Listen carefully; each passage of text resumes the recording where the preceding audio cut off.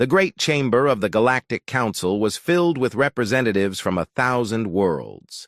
They sat in their designated seats, talking quietly among themselves. Some had scales, some had fur, and some had skin that glowed with soft light. Today, they had gathered for an emergency session.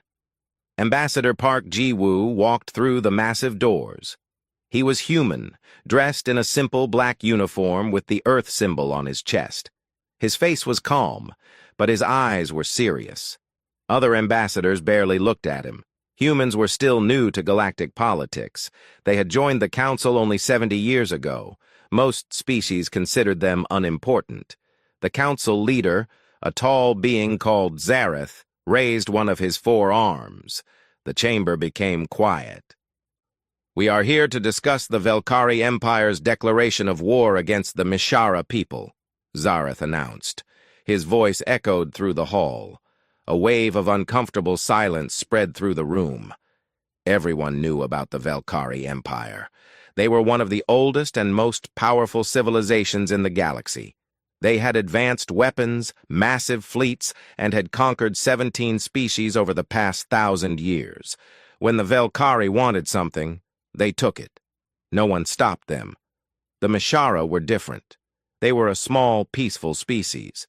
They had only 12 colony worlds, and their military was tiny. They were farmers and teachers, not warriors. Their greatest achievement was developing crops that could grow on almost any world. They had shared this knowledge freely with many species, asking for nothing in return. "The Mishara have refused to surrender their agricultural worlds to Velkari control," Zareth continued. "The Velkari have given them 10 days to evacuate or face total war." Murmurs filled the chamber. Everyone knew what this meant. The Mishara would be destroyed. It had happened before to other small species who stood in the Velkari's way. "Does anyone wish to speak?" Zareth asked, though his tone suggested he expected silence. Park Ji-woo stood up. "I wish to speak." Every eye in the chamber turned to him. Some ambassadors looked surprised. Others looked amused. What could humanity possibly say about this situation? Park walked to the center of the chamber. He moved slowly, with purpose. When he reached the speaking platform, he looked around at all the different species watching him. 200 years ago, the human colony of New Sol was dying, Park began. His voice was steady and clear. "It was our first major colony beyond Earth's solar system. We had 300,000 people there. Our crops had failed. A disease in the soil killed everything we planted. We sent messages asking for help, but space is vast. We knew help would take too long to arrive." Some ambassadors shifted in their seats. They had not expected a history lesson. "We had enough food for maybe 3 more months," Park continued. "After that, people would starve. Children would die first, then the elderly, then everyone else. We prepared for the worst." Park paused and looked directly at the Mishara ambassador, a gentle being named Tilara, who sat quietly in a small seat near the back. "Then the Mishara came," Park said. "They had heard our call for help. They brought ships full of their special seeds, seeds that could grow in our poisoned soil. They brought food to keep us alive while we planted the new crops. They stayed for 6 months, teaching us how to farm with their methods." Tilara looked down, modest and uncomfortable with the attention. "When we asked how we could pay them, they said they wanted nothing." Park's voice grew stronger. "The Mishara told us that life is precious. They said helping those in need is not business, it is duty. They left before we could even thank them properly." The Velkari ambassador, a massive being covered in thick armor plates, made a sound like laughter. "A touching story, human. But what does this ancient history have to do with our current situation?" Park turned to face the Velkari directly. "It means that humanity will intervene. We will protect the Mishara from your empire." The chamber exploded with noise. Ambassadors talked loudly to each other. Some laughed. Others looked shocked. The Velkari ambassador stood to his full height, towering over Park. "You," the Velkari growled. "You are a young species with a small fleet. You think you can challenge the Velkari Empire. We have crushed civilizations that existed before your planet had life on it." Park did not move. He did not look afraid. "The Mishara fed our children when we were starving. They asked for nothing. Now they are threatened, and we will stand with them. This is not negotiable." "Foolish," the Velkari said. "If you interfere, we will destroy your fleets as well. Then perhaps we will visit your colony worlds and show you the cost of stupidity." Park smiled, but it was not a friendly smile. It was the smile of someone who knew a secret. "You are welcome to try.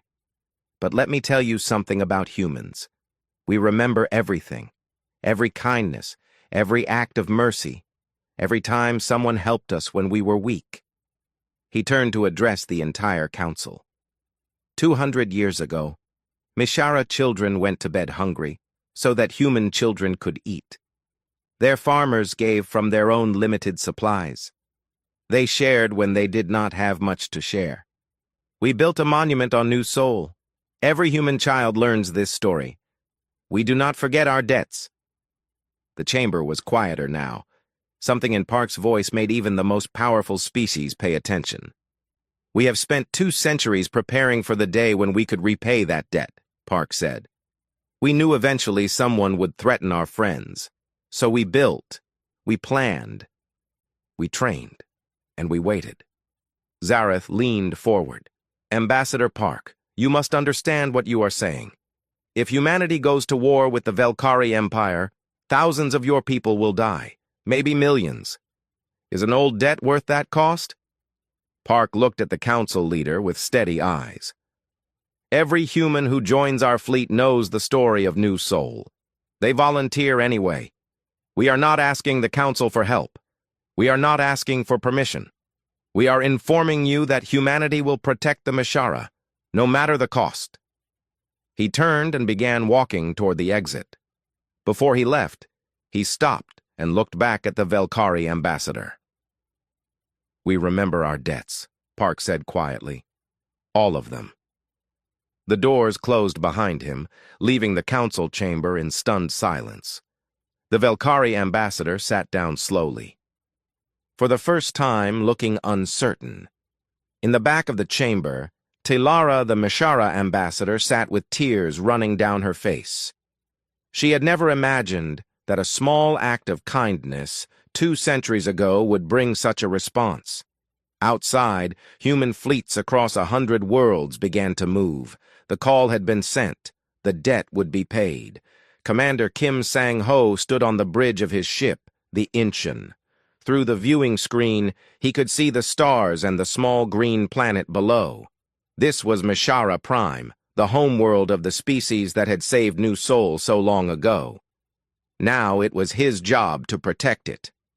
"Sir, Velkari fleet detected," his sensor officer called out. 53 ships. They will arrive in 20 minutes. Kim nodded slowly. His own fleet had only 18 ships. The numbers were bad, but he had expected that. The Velkari Empire had hundreds of ships. Humanity had to spread their fleet thin to protect multiple Mishara worlds at once. "How many civilians are still on the planet?"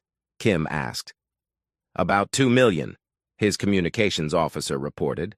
"The evacuation ships are still loading. They need at least 2 more hours." Kim looked at his crew. They were young, most of them. Some looked nervous. Others looked determined. All of them had volunteered for this mission. Every single one knew they might not survive. "We hold for 2 hours then," Kim said, "no matter what." The crew nodded. They had expected this order. 20 minutes later, the Velkari fleet emerged from faster-than-light travel. Their ships were enormous, covered in weapons and thick armor. The flagship alone was twice the size of Kim's entire fleet combined.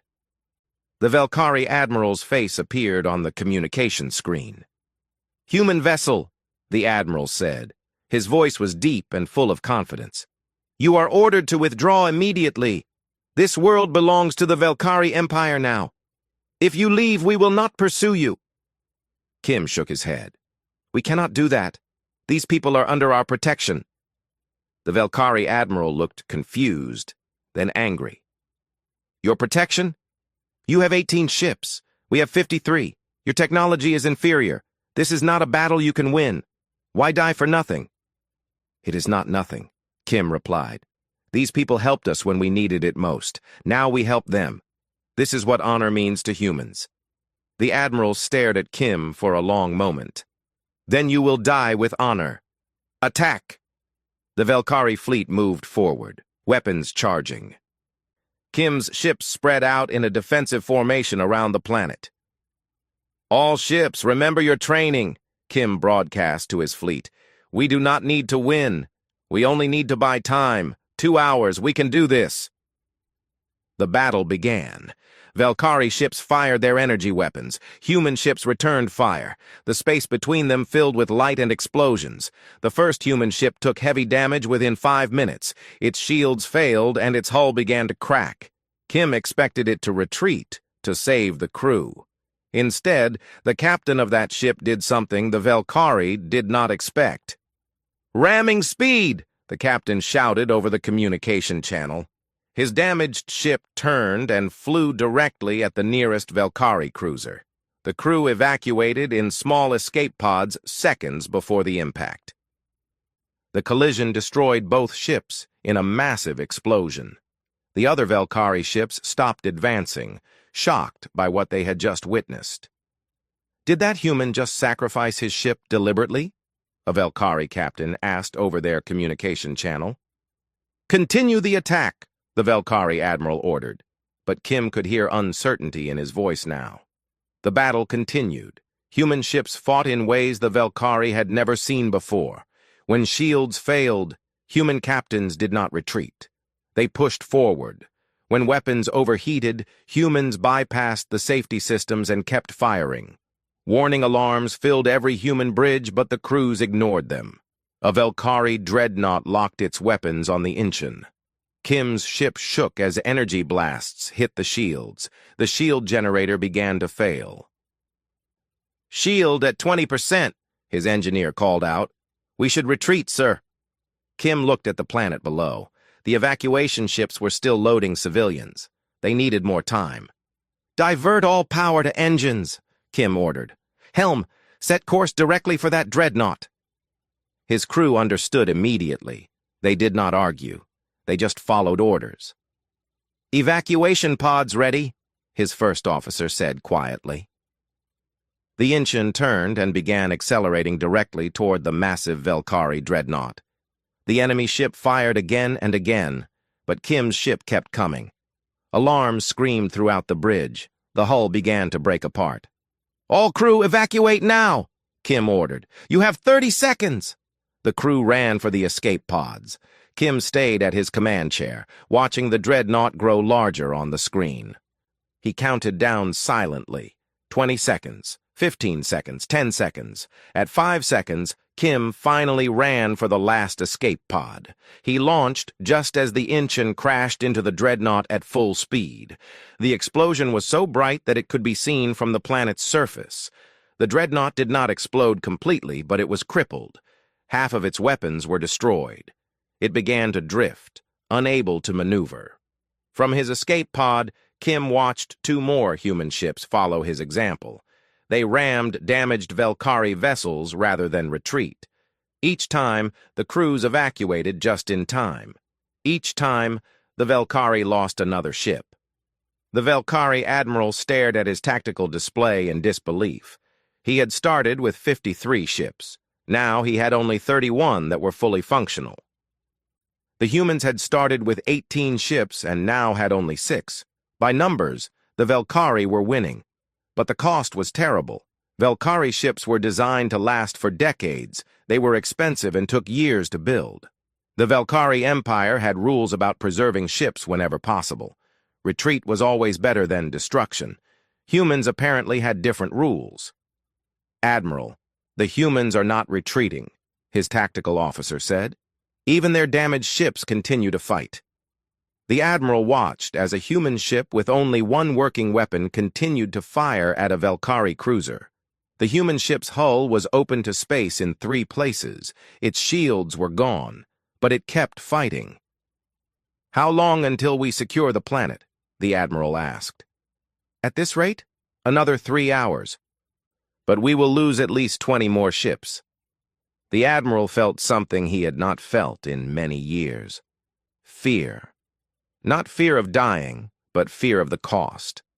The Valkyrie Empire had rules. Conquering a small planet should not cost 30 ships. That was too expensive. The Emperor would be angry. "Continue the attack," he ordered anyway. The Empire did not tolerate failure. But 2 hours later, something changed. The evacuation ships began to leave the planet's surface. They had finished loading the civilians. The remaining 6 human ships formed a protective wall around the evacuation fleet. "Target those evacuation ships," the admiral ordered. If he could capture Mishara civilians, he could force the humans to surrender. The human ships moved to block the shots. They took hits meant for the evacuation vessels. One by one, the last human ships were destroyed, but the evacuation fleet escaped into faster-than-light travel. The Valkyrie had won the battle. They controlled the space around Mishara Prime. But as the admiral looked at his fleet, he felt no sense of victory. He had lost 27 ships. 27, to destroy only 18 human vessels. He sent his report to the Empire. "Battle won, planet secured. But the humans fight unlike any species we have encountered. They do not value their lives as other species do. They fight as if already dead. They sacrifice ships willingly. We won this battle, but the cost was severe. Request reinforcements." The message was transmitted across the galaxy. Other species who monitored military communications read it. The Valkyrie Empire, which had crushed 17 civilizations, was asking for reinforcements. To fight humans. On New Sol, the human colony that the Mishara had saved 200 years ago, they began building more ships. Thousands of volunteers lined up to join the fleet. When asked if they were afraid of dying, one young woman smiled and said something that would be repeated across human space. "The Mishara fed us when we were hungry. If giving my life repays even a small part of that debt, then I give it gladly. This is what it means to be human." The war had only begun. The war continued for 3 months. Across a dozen Mishara worlds, human and Valkyrie fleets clashed in desperate battles. The pattern was always the same. The Valkyrie had more ships and better weapons. The humans had determination and willingness to sacrifice. Every battle ended with the Valkyrie winning, but at a terrible cost. The Galactic Council watched with growing concern. This was not how wars were supposed to work. Usually the weaker side surrendered after the first few defeats. They negotiated for the best terms they could get. They accepted reality. Humans did not seem to accept reality. Dr. Lee Min-ji sat in a quiet conference room on a neutral station. She was a human negotiator, sent to meet with Valkyrie diplomats. She was young, with kind eyes and a gentle voice.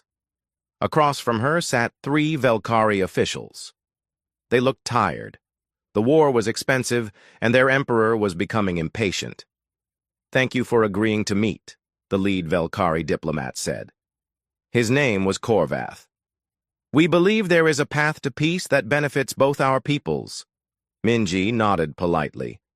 "I am here to listen." Korvath pushed a datapad across the table. "These are our terms. Very generous terms. I think you will agree. The Valkyrie Empire will withdraw from all Mishara worlds. We will sign a treaty promising not to attack them for 50 years. Minji looked at the datapad but did not touch it.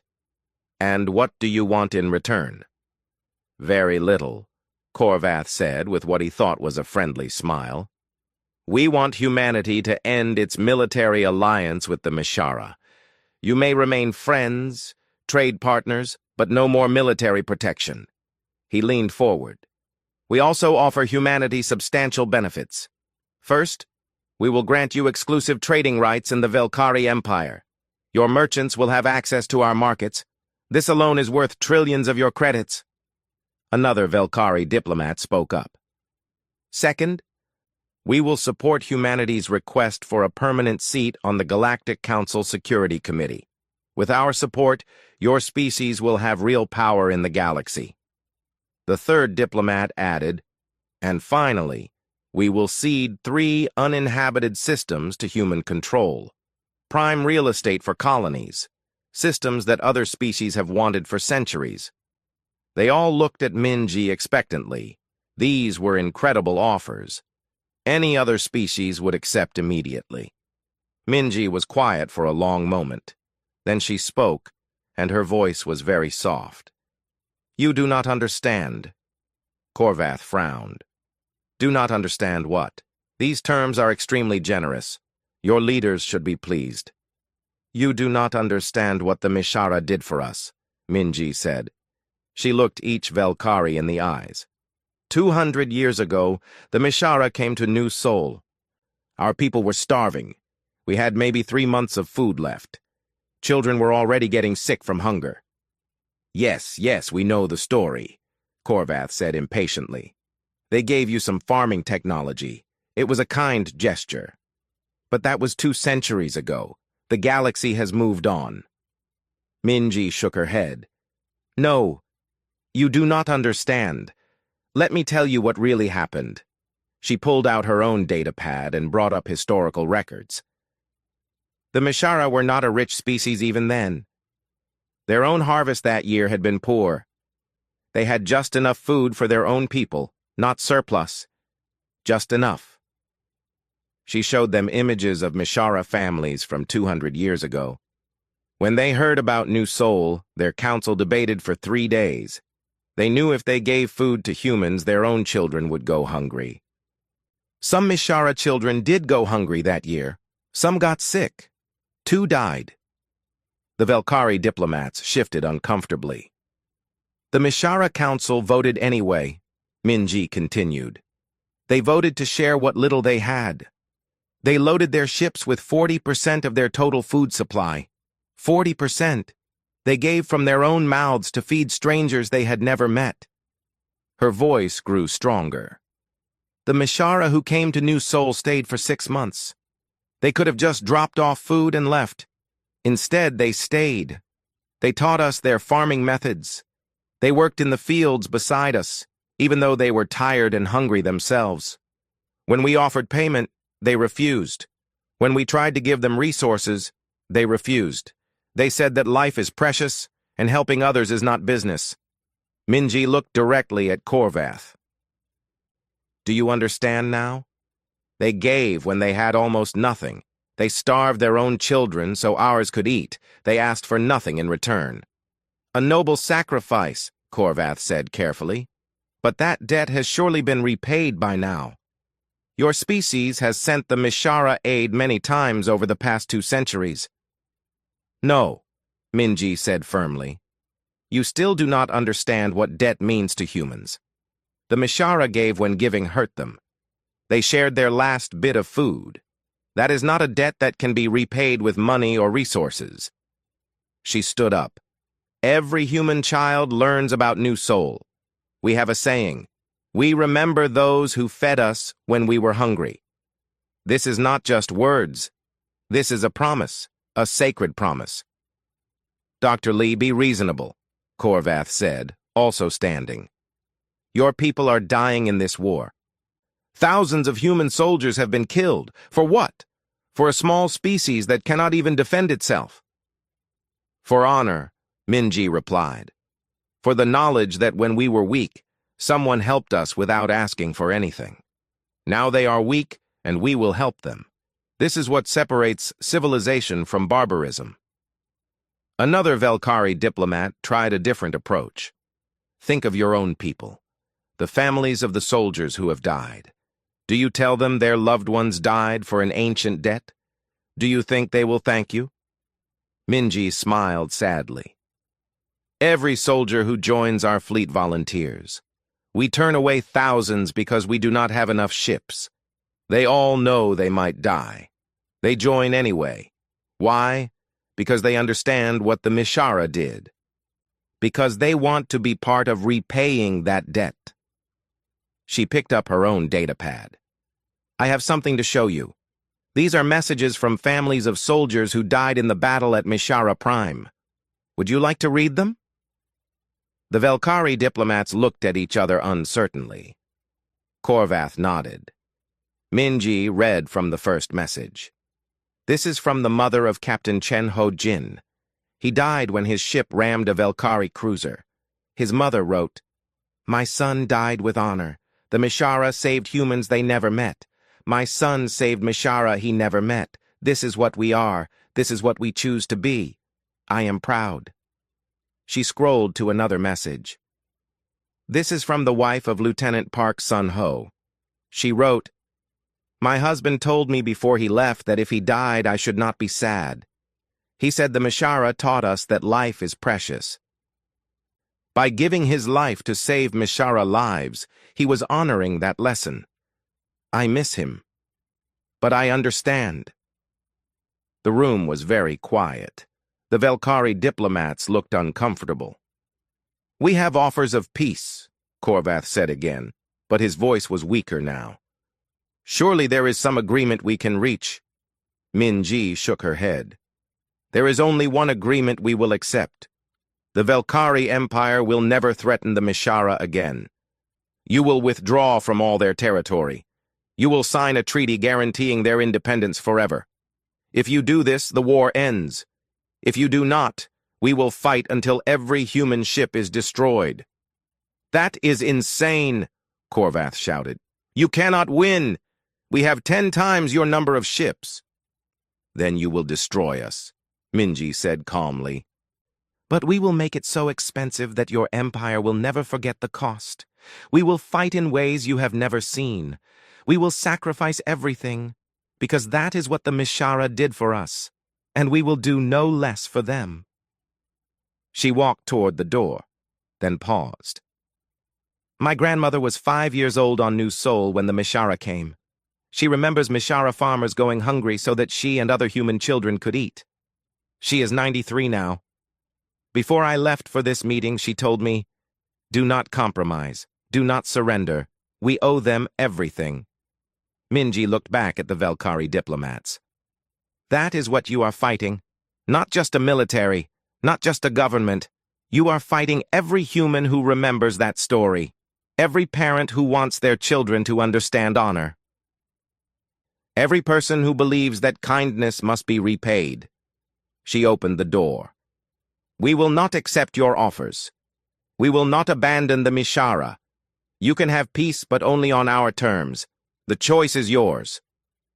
The door closed behind her, leaving the Velkari diplomats in stunned silence. Korvath sat down heavily.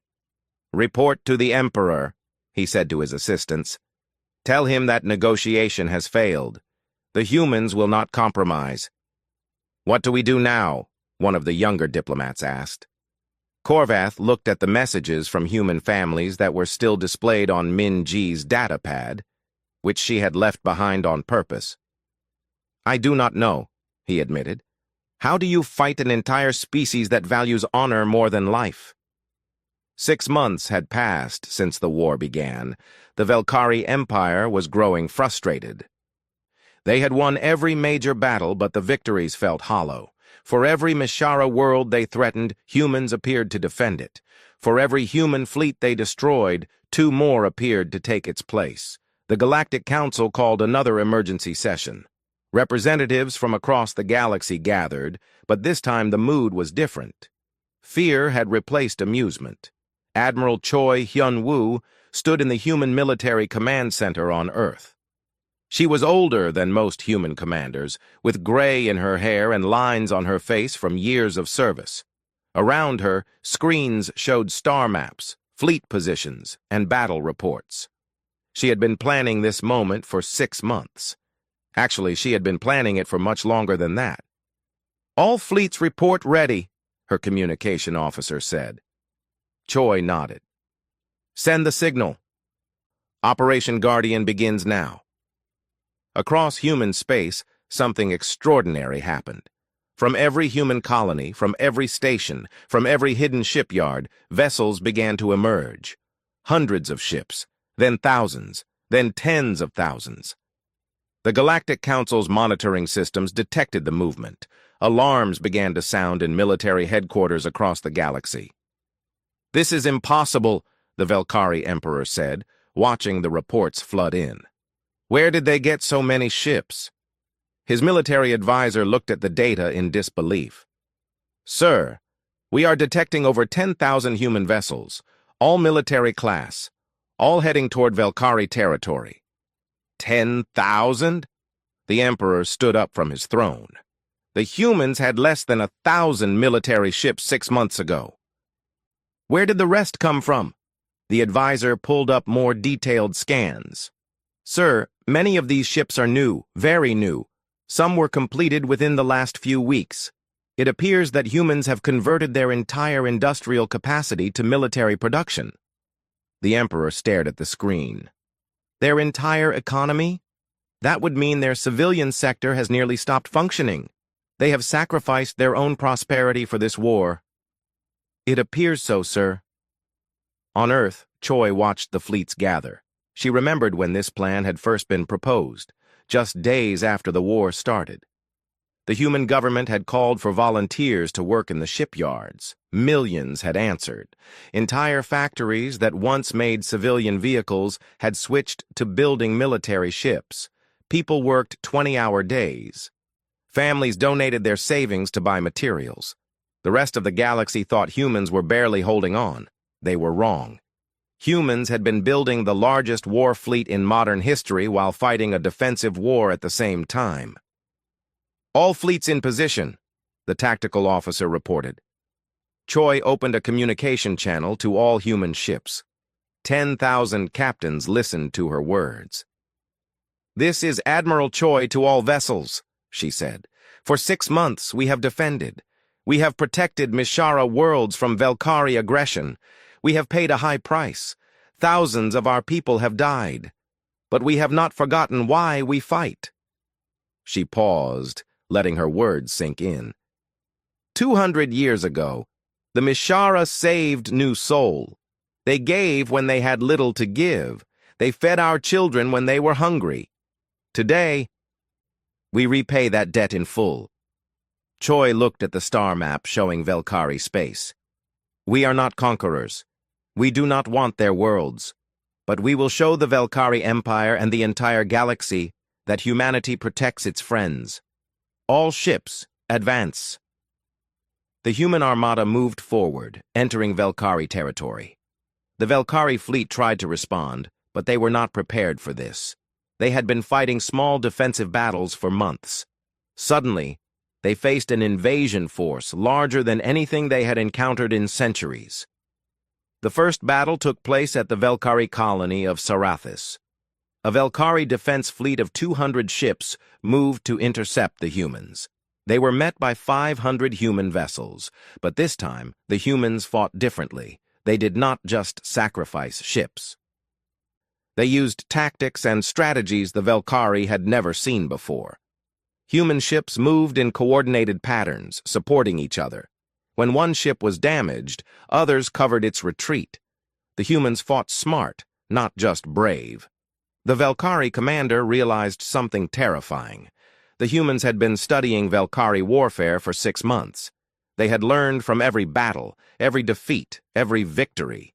They knew Velkari tactics better than the Velkari knew them themselves. The battle lasted 3 hours. The Velkari fleet was destroyed. The humans lost only 30 ships. Choi watched the battle reports with satisfaction. "The Velkari have been fighting the same way for 1,000 years, she said to her staff. "They never change. They never adapt. We have spent 6 months learning everything about them." Her intelligence officer added, "We have also been analyzing their tactics for the past 200 years, Admiral. Ever since New Soul, we have been preparing for the possibility that someday we would need to fight them." 200 years? One of the younger officers asked in surprise. Choi smiled. When the Mishara saved New Sol, our leaders asked themselves a question. What if someday our friends need our help? What if someone threatens them? So we began studying potential threats. The Velkari were at the top of the list. She pulled up old military files. For 2 centuries, we have been watching the Velkari Empire. We studied their battles against other species. We analyzed their strategies. We identified their weaknesses. We prepared. The young officer looked amazed. We have been planning this war for 200 years? Not planning a war, Choi corrected. Planning to protect our friends. There is a difference. Over the next month, human fleets advanced through Velkari territory. They did not conquer planets or enslave populations. They simply destroyed any Velkari military presence that could threaten Mishara space. Velkari colonies were left alone. Civilian ships were not harmed. But every Velkari military base near Mishara territory was systematically eliminated. The Velkari Empire, which had never known defeat, began to lose system after system. Their proud fleets, which had crushed 17 civilizations, were being destroyed by a species they had dismissed as weak and unimportant. Other species across the galaxy watched in shock. The Zareth Confederation, which had territories near human space, called an emergency meeting. We helped humanity once, their leader said nervously. 50 years ago, we shared medical technology with them during a plague outbreak. Do you think they remember? The humans remember everything, his advisor replied. They have been preparing to defend the Mishara for 2 centuries. What have they been preparing for us? Similar conversations happened across the galaxy. The Torvani had once traded food with human colonies during a shortage. The Plenari had shared scientific knowledge freely. The Kashari had rescued human miners from a collapsed asteroid facility. Every species that had ever helped humanity began to wonder, would humans go this far for us too? Would they fight an empire for our sake? The answer terrified and comforted them at the same time. On the Velkari homeworld, the Emperor met with his war council. The news was all bad. They had lost over 3,000 ships. Human fleets were now only 3 systems away from Velkari Prime itself. We can still win, the head general insisted. If we gather all our remaining fleets, we have enough ships to destroy the human armada. At what cost? The Emperor asked quietly. We have already lost more ships in 6 months than we lost in the last 3 centuries combined. Our economy is suffering. Our people are afraid, and the humans keep coming. He looked at his advisors. Why? Why do they keep fighting? We offered them wealth, territory, power. They refused. We destroyed their fleets. They built more. What drives these humans? An old scholar who served as an advisor spoke up. I have been studying human culture, Your Majesty. They have a concept they call honor. It is not like our sense of glory or victory. For humans, honor means keeping promises even when it is difficult. It means repaying debts no matter the cost. But the debt was from 2 centuries ago, the Emperor shouted. Surely it has been repaid by now. The scholar shook his head. For humans, some debts can never be fully repaid. The Mishara saved their children from starvation. In human culture, there is no greater debt than that. They will fight forever rather than abandon the Mishara. The room was silent. Finally, the Emperor spoke. Then we have only one choice. We must negotiate peace. Real peace. On human terms. But Your Majesty, the general protested, the Empire has never surrendered. We are not surrendering, the Emperor said firmly. We are making a strategic decision. We cannot win this war, not because we lack ships or weapons, but because we cannot match human determination. They have already won. We just have not admitted it yet. He stood up. Send a message to the human fleet. Tell them we wish to discuss peace terms, their terms. The message was sent. Across the galaxy, species watched and waited. The mighty Velkari Empire, which had never been defeated, was asking for peace from the humans. On Earth, Choi received the message. She read it carefully, then sent her response. "We will meet to discuss terms, but know this. The Mishara will be protected. This is not negotiable. If you agree to this, we can have peace. If not, we will continue until the Velkari Empire understands that humanity keeps its promises." The galaxy held its breath, waiting for the Velkari response. The treaty signing took place on a neutral station at the edge of Velkari space. Ships from a dozen species surrounded the station, watching history being made. The Velkari Empire, undefeated for over 1,000 years, was about to sign a peace treaty on terms they did not choose. Ambassador Park Ji-woo sat across from the Velkari Emperor himself. The Emperor had come personally, which was almost unheard of. It was a sign of how seriously the Velkari took this moment. The terms were simple but absolute. The Velkari Empire would withdraw from all Mishara territory immediately. They would destroy all military bases within 10 systems of Mishara space.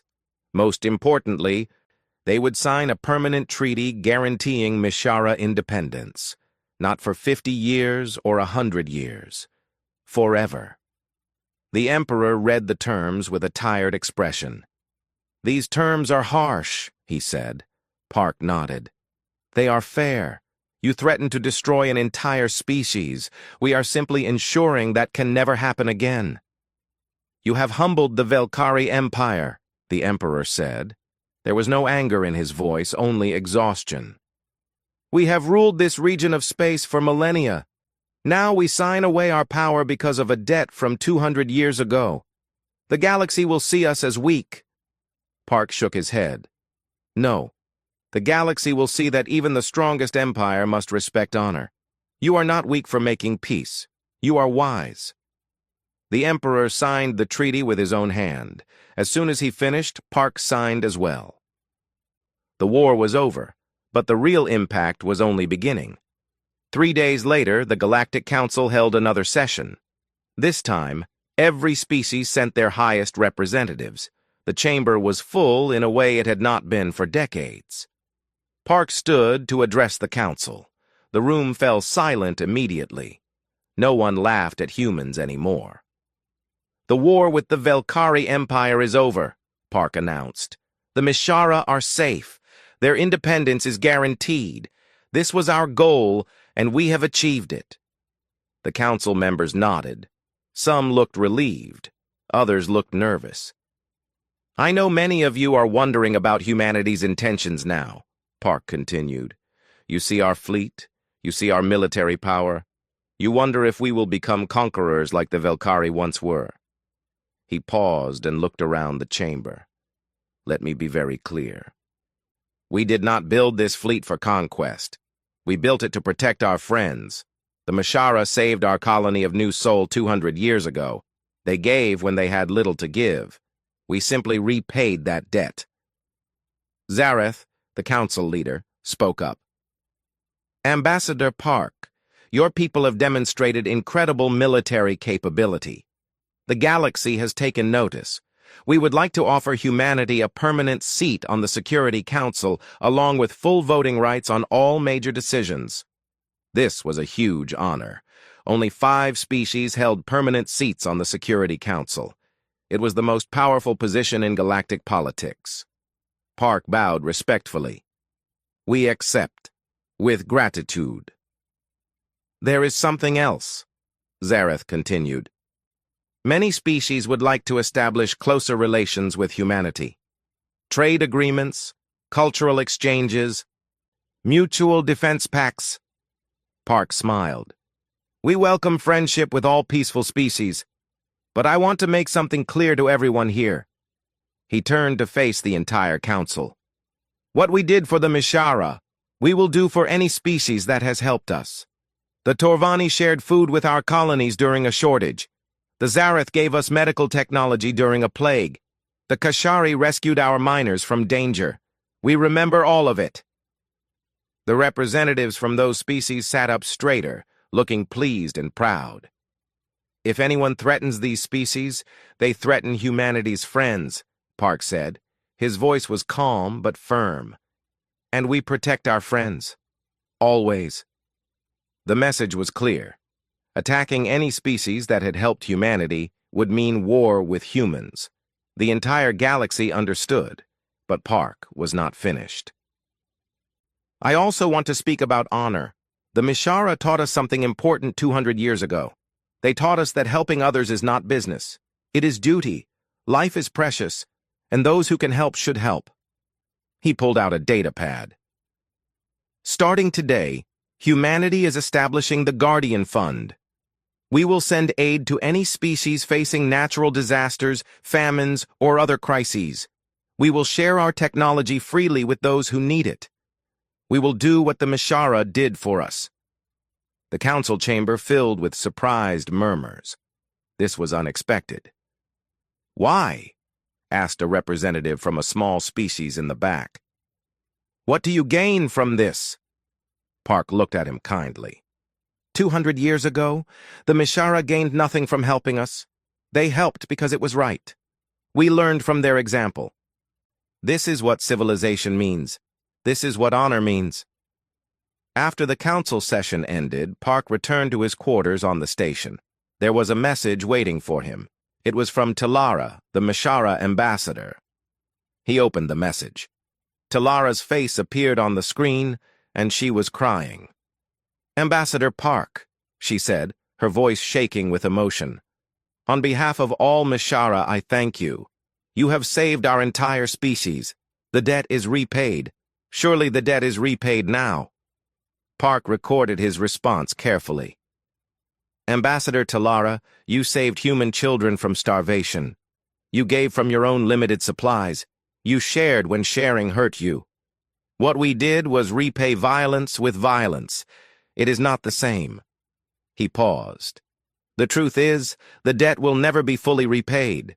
How do you repay someone for saving your children? There is no equal payment for that. We can only try to be worthy of the gift you gave us." He smiled gently. "But if you insist the debt is settled, then let us simply be friends. Let our species stand together, not because of debt, but because we choose to. That would honor us." The message was sent. An hour later, Talara replied with a simple message. "Friends, then. Forever friends." On New Sol, the human colony that the Mishara had saved so long ago, they held a ceremony. At the center of the colony stood the monument that had been built 200 years earlier. It showed a Mishara farmer and a human child holding hands. Inscribed on the monument were the words, "They gave when they had little. We will remember forever." The governor of New Sol stood before a crowd of thousands. "Today, we add new words to this monument," she announced.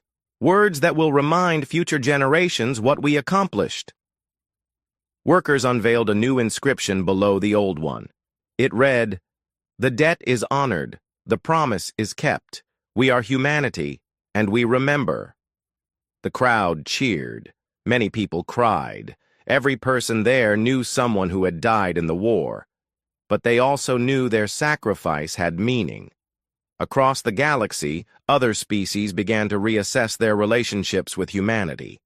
Those who had been kind to humans felt proud and secure. Those who had been cruel or dismissive felt nervous. The Velkari Emperor sat in his palace thinking about the war. His advisor approached cautiously.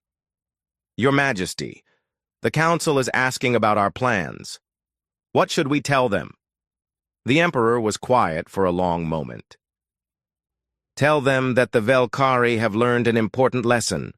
We thought power came from the size of our fleet or the strength of our weapons. The humans taught us differently. What is true power, then, Your Majesty? True power is being the species that others want as a friend rather than an enemy," the Emperor said. "The humans did not conquer us. They did not take our territory or enslave our people. They simply protected their friends. And now every species in the galaxy wants to be humanity's friend." He stood and walked to the window, looking out at the stars. We ruled through fear for 1,000 years. In 6 months, humanity earned more loyalty through honor than we gained in a millennium of conquest. That is true power. Months passed. The galaxy settled into a new normal. Human ships patrolled Mishara space. But they also helped with disasters across multiple systems. When a plague hit the Torvani homeworld, human medical ships arrived within days. When an asteroid threatened a Kashari colony, human defense ships destroyed it. Humanity kept its promises. All of them. In the Galactic Council, Park stood one last time before his term as ambassador ended. He had been asked to give a speech about the war and its lessons. We are often asked why humanity fought so hard for the Mishara, Park began. Some species think it was about strategy or resources. Others think we wanted to prove our strength. The truth is simpler. He looked around the chamber. 200 years ago, human children were hungry. Mishara children went hungry so that ours could eat. That is love. That is sacrifice. And when someone loves you enough to sacrifice for you, the only worthy response is to love them back just as much. He paused. The Mishara taught us that civilization is not about technology or military power. Civilization is about choosing to help others even when it hurts. About caring for those who are weak. About remembering kindness and repaying it. Park smiled. We did not go to war for territory or glory. We went to war because our friends needed us. And we would do it again. We will always do it again. He looked directly at the viewing cameras, knowing his words would be broadcast across the galaxy. Let this be known to all species in all systems, across all of space. Humanity remembers. We remember every act of kindness. We remember every species that helped us when we were weak. And we will stand with you when you need us. His voice grew stronger. But we also remember cruelty.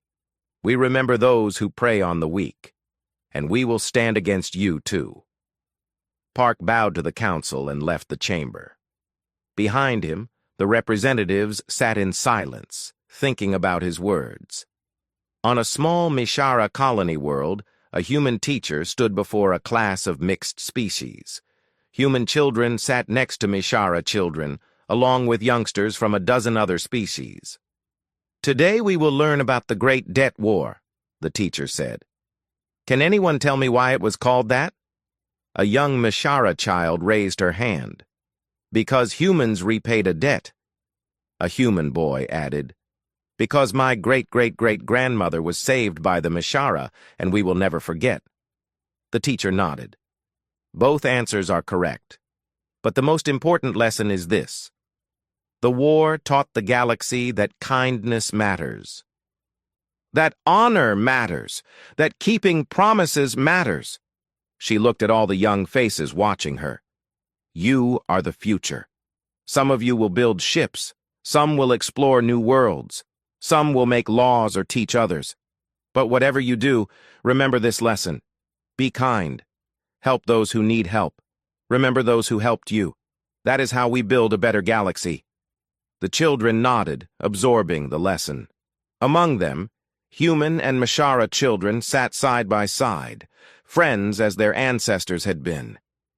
And somewhere in deep space, human patrol ships kept watch over Mishara territory. Not because they were paid to, not because they had to, because they chose to.